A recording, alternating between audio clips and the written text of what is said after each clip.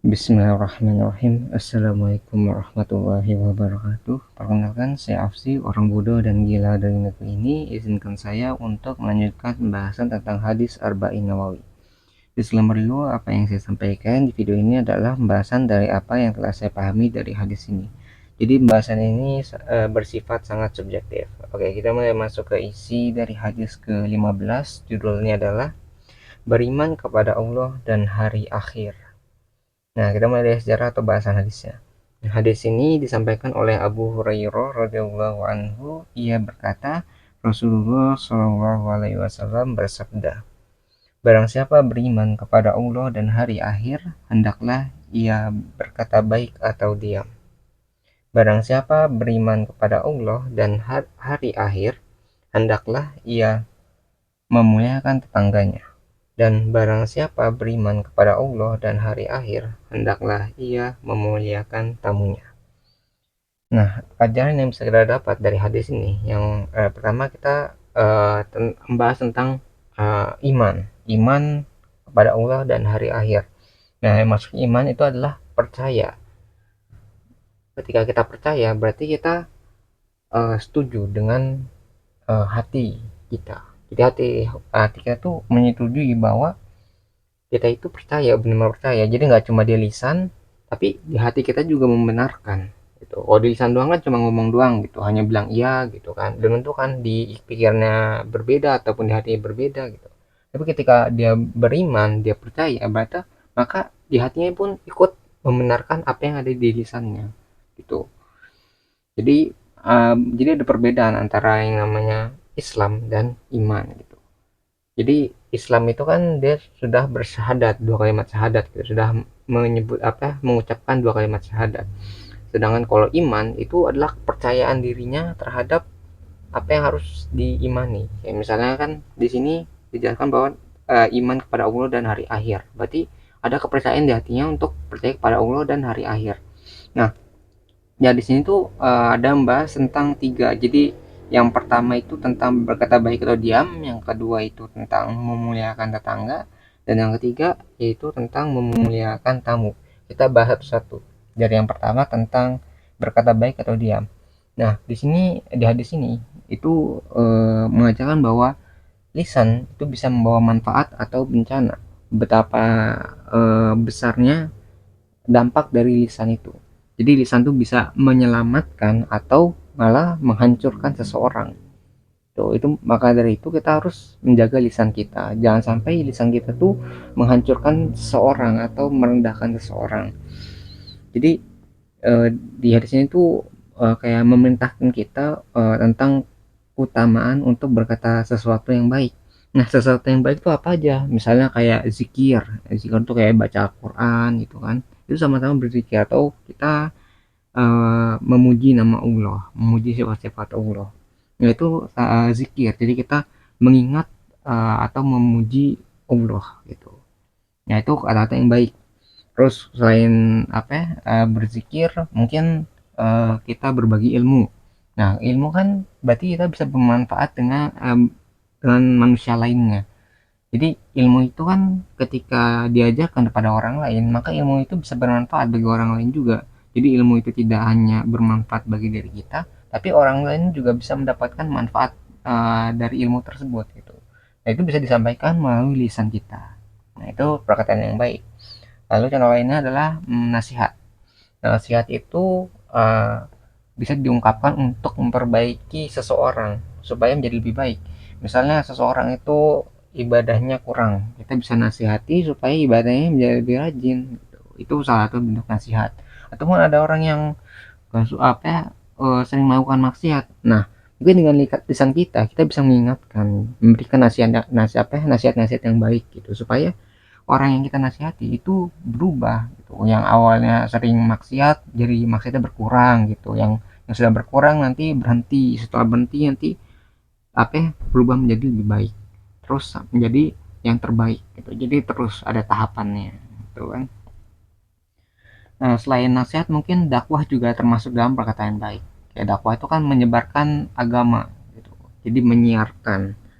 Jadi yang awalnya cuma 1 orang disiarkan pada 10 orang. Nanti 10 orang ini menyiarkan agama apa ya, ajaran agama kepada 100 orang gitu.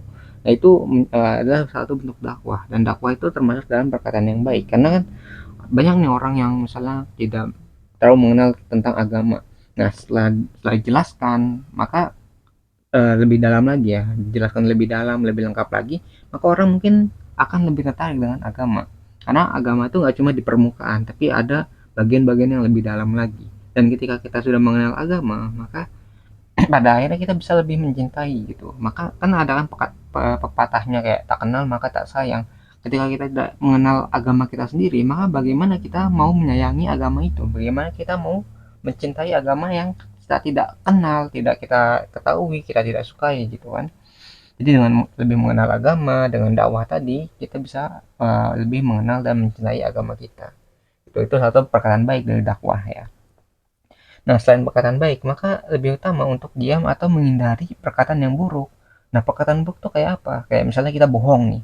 Kalau bohong itu kan berarti tidak mengatakan yang sejujurnya, yang harusnya hasilnya 5 dibilangnya 4, dibilangnya 6 gitu. Itu kan gak sesuai dengan hasilnya. Misalnya seperti itu. Itu perkataan bohong. Atau gibah. Gibah itu kita ngomongin kekurangan atau sesuatu yang ada pada seseorang. Entah itu baik ataupun buruk ya. Jadi apalagi yang buruk ya, misalnya kayak misalnya ada orang yang kurang di bidang di bagian fisiknya atau di bagian sifatnya, kita omongin orang tersebut, maka ketika kita apa ya, membicarakan hal tersebut kayak misalnya kekurangan gitu kan, itu termasuk dalam gibah. Jadi kita ngomongin apa yang ada pada diri seseorang, itu gibah ya. Jadi kita ngobrol nih, tapi kita ngobrolnya tentang orang lain, kayak sifatnya, entah perbuatannya atau sesuatu yang dilakukan oleh orang lain gitu kan. Itu gibah gitu, kita ngomongin orang lain. Lalu ada yang lebih parah lagi, yaitu fitnah. Fitnah itu kita ngomongin seseorang nih ya, seorang itu tidak melakukan apa yang kita tuduhkan. Tuh, jadi misalnya dia tidak melakukan sesuatu nih, tapi kita bilang dia melakukan sesuatu. Nah, itu termasuk dalam tuduhan kan. Tuduhan yang tidak berdasar atau tidak ada buktinya. Itu termasuk dalam fitnah. Dan fitnah itu bisa menyebabkan kehancuran kan. Yang awalnya dituduh misalnya mencuri gitu, akhirnya kan dipukulin gitu kan. Jadi jangan sampai fitnah itu terucap dari lisan kita. Yang awalnya kalau kita nggak tahu ya, kita harus mempelajari dulu. Kita diam dulu, kita pelajari, kita serapi. Oh, ini masalah seperti ini, baru kita bisa berkata yang sejujur atau sebenarnya. Kalau kita nggak tahu, misalnya ada suatu kejadian ya, kita nggak tahu nih. Maka kalau misalnya kita berkata sesuatu yang kita tidak ketahui, maka nanti akhirnya akan jadi fitnah gitu. Jadi kita harus pelajari dulu, kita diam dulu nih, diam, kita amati dulu, kita pelajari dulu, kita tabayun, mencari informasi tentang kejadian itu, baru oh kalau sudah jelas, baru kita bisa berkata tentang kejadian tersebut supaya tidak ada kesalahan ataupun tidak terjadi fitnah gitu kan. Nah, itu.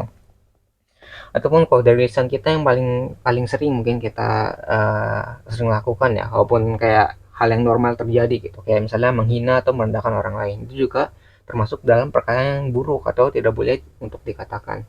Kayak misalnya kita menghina fisik seseorang, menghina sifat seseorang, menghina perbuatan seseorang gitu kan, itu juga nggak boleh. Kita nggak boleh merendahin ataupun menghina seseorang gitu.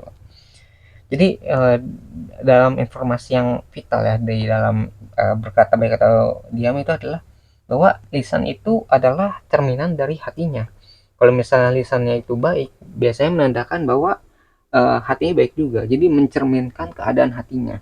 Kalau misalnya dia sering berkata buruk, sering kayak tadi yang gibah, bohong dan sebagainya, kayak fitnah gitu, berarti nanti itu menjadi penggambaran hatinya. Jadi cerminan hati itu bagaimana. Kalau misalnya hatinya kotor, nanti ya yang apa ya, lisannya juga buruk gitu keluarnya. Jadi dia mencerminkan keadaan hatinya, bagaimana ketika hatinya baik ataupun hatinya buruk gitu. Nah, seperti itu. Nah, setelah bagian yang berkata baik atau diam, ada bagian tentang memuliakan tetangga.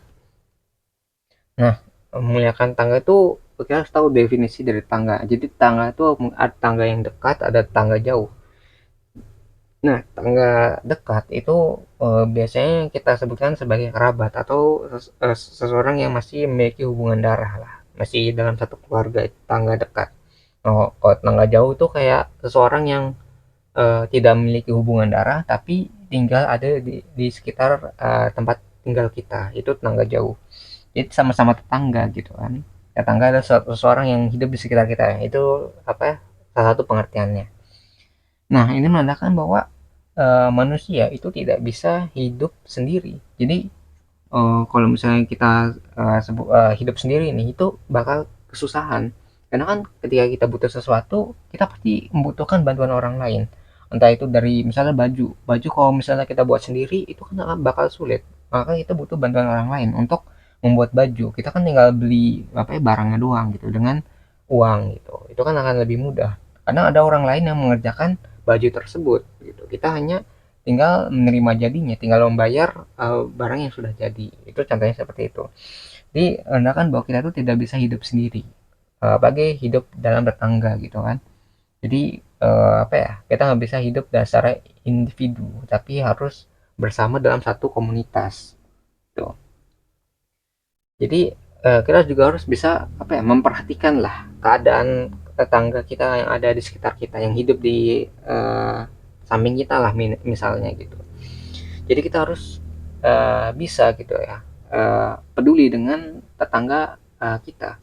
Jadi hadis ini mengajarkan bahwa kita tuh jangan sampai tidak peduli, jangan sampai kita mengabaikan keadaan orang yang ada di sekitar kita, yaitu tetangga kita. Jadi tetangga itu apakah tetangganya sudah makan, apakah tetangganya kekurangan uang atau punya masalah, sebenarnya kita tahu, ataupun kita bisa membantu tetangga tadi gitu. Jangan sampai tangga yang nggak apa ya, kita bisa makan nih, kita cukup kebutuhan makannya, baju dan sebagainya, kebutuhan kita cukup, tetapi orang yang di samping kita, orang yang ada di sekitar kita itu tidak bisa menikmati hal-hal tadi, kayak misalnya makanan ataupun pakaian yang ada gitu. Sebagai kalau kita mampu untuk membantunya, maka kita harus peduli dengan keadaan tetangga kita gitu. Jadi memuliakan tetangga itu tidak hanya kita tahu namanya doang, tapi kita harus tahu kondisinya bagaimana, apakah dia punya masalah atau tidak, ataupun ketika kita tahu kalau dia itu membutuhkan sesuatu, kita sebisa mungkin membantu tetangga tadi gitu. Jangan sampai kita mengabaikan keadaan atau kondisi dari orang yang ada di sekitar kita.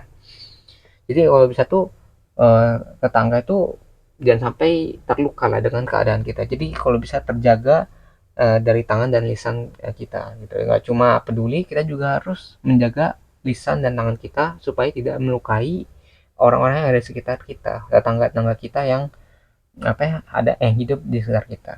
Jadi ini tidak tidak apa ya, tidak dispesifikkan apakah tetangga ini muslim ataupun non muslim.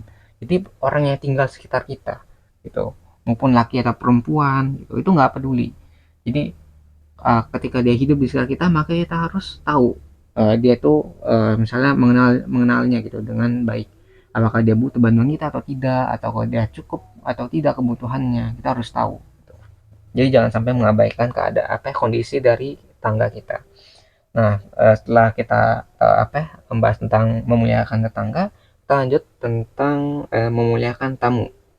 Nah, cara memuliakan tamu yaitu kita yang pertama tuh kayak menyambut dulu, menyambut tamunya. Jadi kita sambut dengan baik. Jangan sampai kita memasang muka yang sedih ataupun apa terganggu gitu ketika tamu itu datang. Bahwa kita harus menyambut supaya tamu yang hadir atau datang ke rumah kita itu merasa senang juga. Jangan sampai kita itu apa ya, membuat tamu kita tidak nyaman. Seperti itu. Kita sambut pokoknya buat sesenang mungkin, senyaman mungkin supaya tamu tadi itu tidak merasa terganggu gitu dengan tuan rumahnya. Nah, lalu setelah kita menyambut tamunya, kita harus bisa setidaknya menyediakan jamuan pada tamu kita, jamuan yang sebisa kita, yang punya kita lah. Kalau bisa yang paling mewah yang kita punya, supaya tangga tadi itu merasa nyaman dengan jamuan tadi. Misalnya makanan yang terbaik apa kita sediakan, minuman yang terbaik kita sediakan, apa yang dia butuhkan kita sediakan, kita semampu kita ya. Kalau misalnya nggak bisa ya, apa yang ada di rumah gitu kan.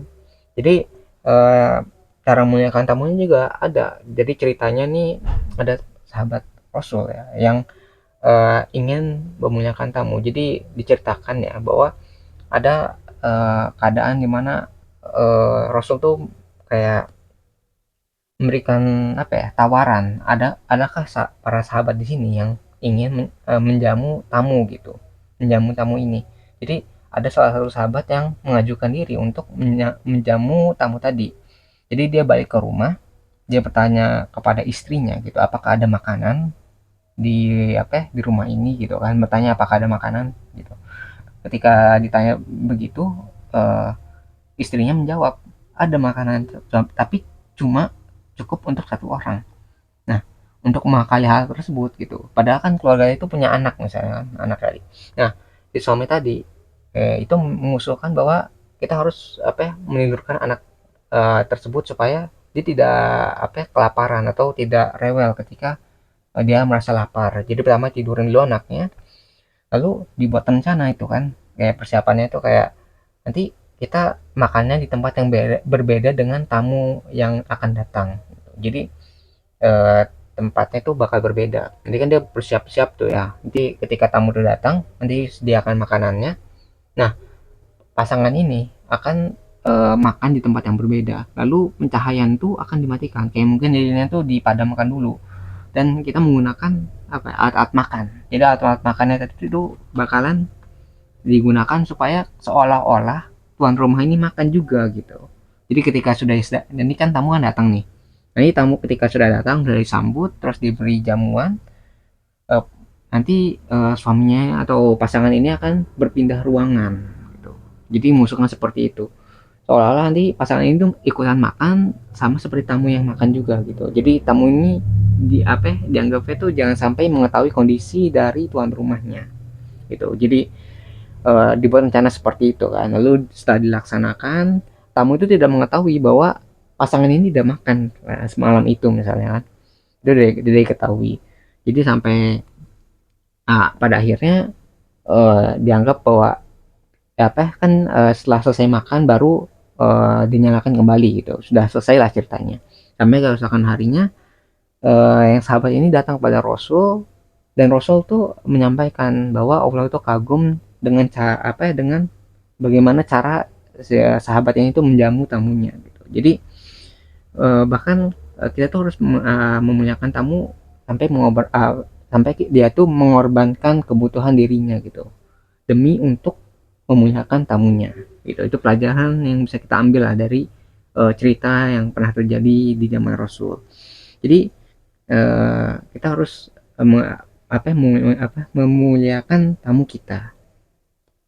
Nah, tapi dia harus diberi catatan nih, kalau misalnya kita bertamu ya ke rumah seseorang atau ke orang yang kita kenal gitu, itu kan nggak masalah ya.